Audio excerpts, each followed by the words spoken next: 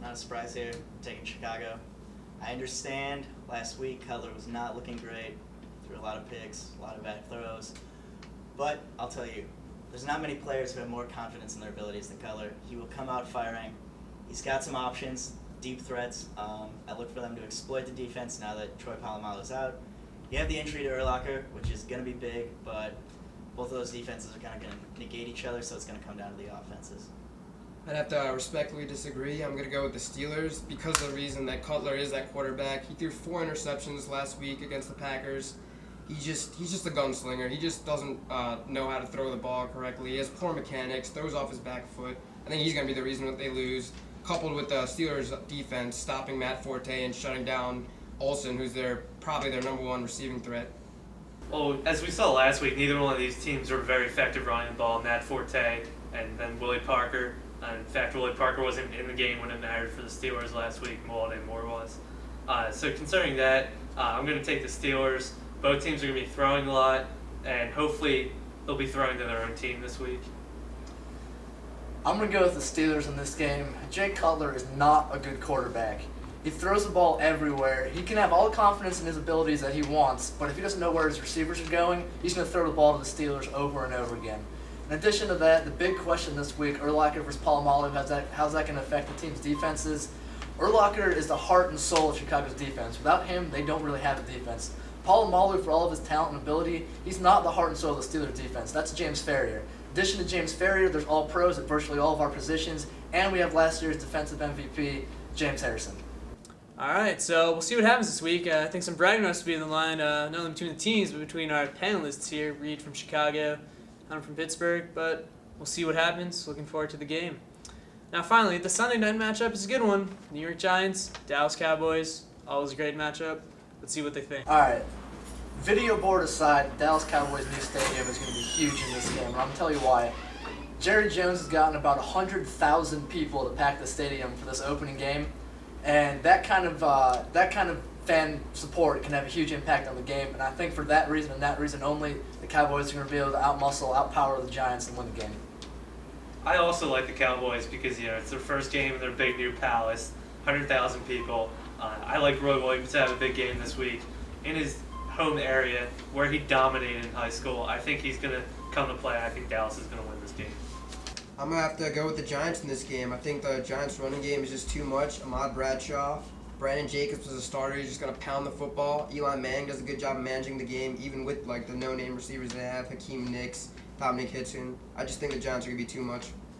Taking the Giants as well. They're used to playing in hostile environments. You got the running attack, which is going well right now, and the defense is always it's looking good. They got the good pass rush.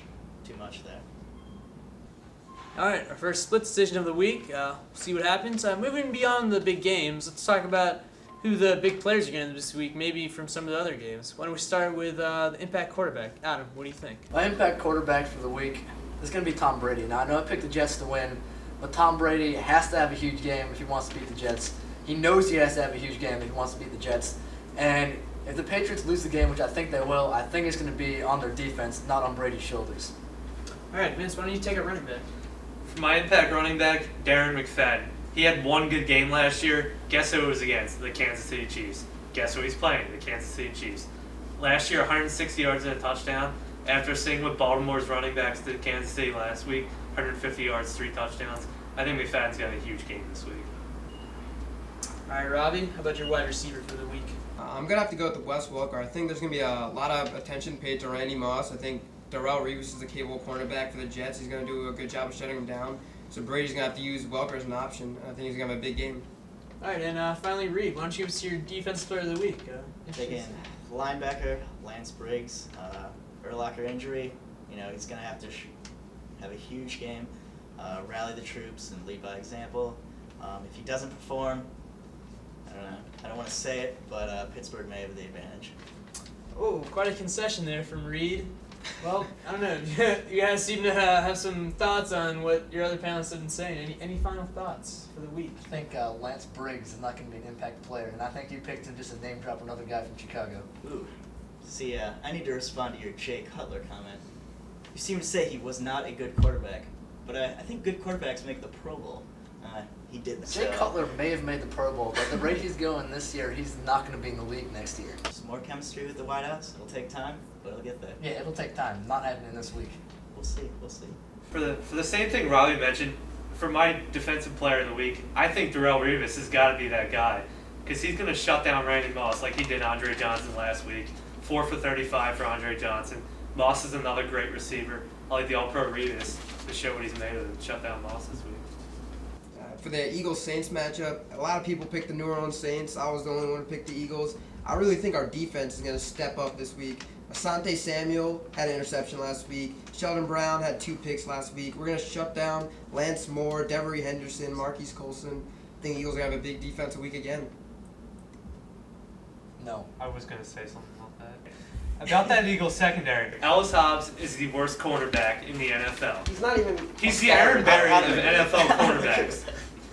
Last year, I had Vincent Jackson, Cal Johnson, Larry Fitzgerald on my fantasy teams. Ellis Hobbs was my best fantasy player because he fell down every time he was covered one of those 3 guys. Ellis Hobbs is awful, and Lance Moore is going to exploit him to the best of his abilities. Yeah, I disagree. I think we can leave it at that for the week. Yeah, we do. All right, thanks guys. I hate to cut it off. We had some good debate going. Some people made some great points. Some people, I mean, I'm a little questionable, but we gotta see what happens. I mean, that's why they play the games. Thanks for watching Pick 6. Definitely tune in next week. We're gonna update the standings, see who's performing well, who's making the best picks, who's making not great picks. But for everybody here on our panel, I'm Rishi Sadie, Panther Sports Network. Tune in next week.